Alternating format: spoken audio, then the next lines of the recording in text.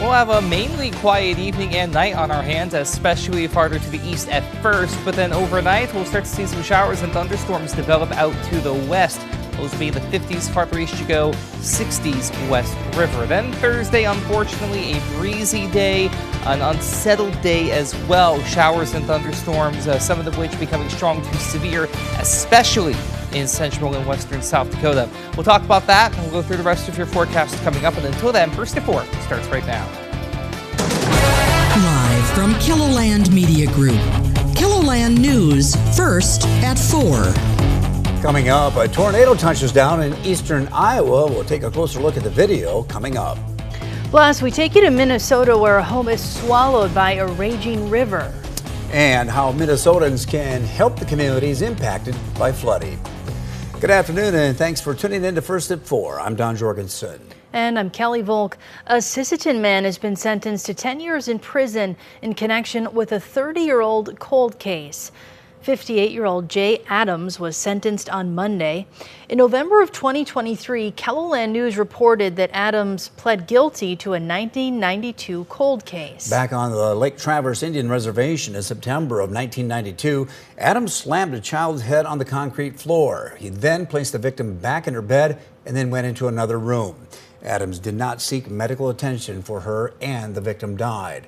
Last year, a witness to the crime came forward and identified Adams as being responsible for the child's death. One person was killed in a crash Tuesday afternoon near Belle Fourche. The Department of Public Safety says the 69-year-old was traveling east when their car entered the ditch, struck a driveway approach, and then ended up in the irrigation ditch. The driver died from their injuries. The South Dakota Highway Patrol is investigating the crash. South Dakota Attorney General Marty Jackley is warning people impacted by flooding to be careful about flood-related scams. Jackley says scam artists will, quote, try and take advantage of South Dakotans' generosity and say anything to convince you to give them money. Officials encourage people to work with contractors and charities they know. Some other steps to take are compare written bids before signing a contract, never pay for a job up front, and check directly with your insurance to make sure the damage is covered. South Dakota Game Fish and Parks announced the closure of Gavin's and Midway swimming beaches at Lewis and Clark Recreation Area. This comes after a routine test showed unhealthy levels of bacteria in the water.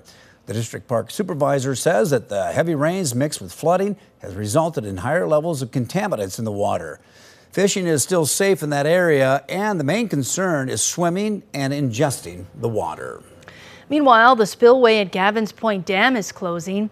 The gates closed this morning with all releases passing through the powerhouse. The releases were lowered from 24,000 cubic feet per second to 20,000 CFS. Officials say the pool elevation on the Gavin's Point Reservoir dropped around 6 inches overnight. Yeah, we're getting some nice sunshine and some dry weather for a change. Yeah, is it going to stay this way, Adam? Short answer, no, not really, unfortunately. We do have showers and some thunderstorms to keep an eye on as we go into the night and then also into Thursday. But for now, we're doing pretty well for ourselves. And a prime example of that is what you see over my shoulder in downtown Sioux Falls. A beautiful day on our hands. It's a look to the west. 81 at the airport, a nice breeze out of the north at just 9 miles per hour. And we're also looking good in Beadle County. There's Huron, 80, but with a slightly stronger breeze. It's a north wind all the same at 14 miles per hour. We did have a lot of active weather yesterday evening, including some pretty intense wind gusts upward of 75 miles per hour down into Jackson as well as Bennett counties, even a baseball-sized hail being reported with a couple of those storms as they moved on down to the south and east, eventually into Nebraska. Much of the evening is going to be pretty quiet. However, we are going to be keeping an eye on a few things as we go into the night and into your day on Thursday as well. Like I said, for now, we're good. 72, Watertown, Sisseton, and Ortonville. 77 for Worthington, Faith, and Rapid City. Aberdeen sitting at 76 with Brookings. 81 for Chamberlain and Pierre. 83, Yankton and Spencer over in northwestern Iowa. Everywhere you go, it is cooler and more comfortable for that matter compared to yesterday by around 5 to 10 degrees in many locations. This evening, though, we are keeping an eye on the potential for a couple of thunderstorms to pop up in southwestern South South Dakota toward Hot Springs, as well as Pine Ridge. Wind and hail are going to be the main concerns in that marginal risk, which is level 1 out of 5. Tomorrow, cooler to the east and southeast with highs in the 70s and a couple of low 80s out there. We do also have the chance for rain and maybe a rumble of thunder or two, but the better chance for active weather comes around out west. We get hotter and more unsettled as a result. We'll go into more detail on that and the rest of your 7-day forecast as we head through the hour. Thanks, Adam. The National Weather Service says a tornado touched down in eastern Iowa yesterday. This video shows the tornado on the ground north of the town of Eli, which is 15 minutes south of Cedar Rapids. A tornado warning and a severe thunderstorm warning were in effect for the area until last night. A home near a Minnesota dam that partially failed has been swallowed up by the raging river. Officials say that the collapse happened Tuesday night at Rapidan Dam, which is about 14 miles south of Mankato. Authorities say that they're going to continue to monitor for possible impacts downstream. This comes after a nearby Xcel Energy substation was washed away. As rivers in Minnesota crest in the coming days, communities across the state will be cleaning up. Uba Ali with our CBS affiliate in Minneapolis explains the ways you can help. For weeks, rivers have been raging.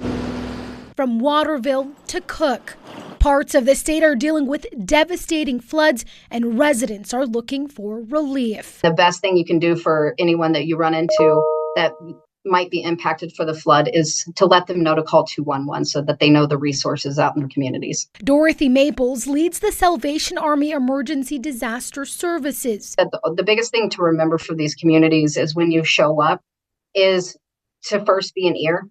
Never assume what somebody else needs. Ask. She believes volunteering or donating money is the most effective way you can help right now. On the ground, about 25 Salvation Army volunteers are spread out across the state.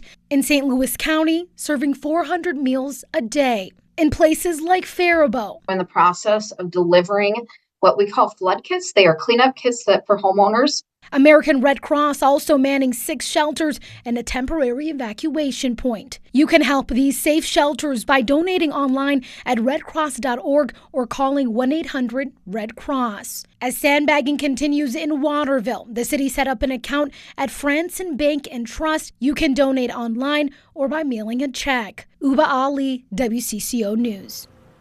We are continuing our local flood coverage here in KELOLAND. Coming up later tonight, we'll hear from residents at McCook Lake. Coming up after the break, we're going to take a look at the report showing a decline in pedestrian deaths.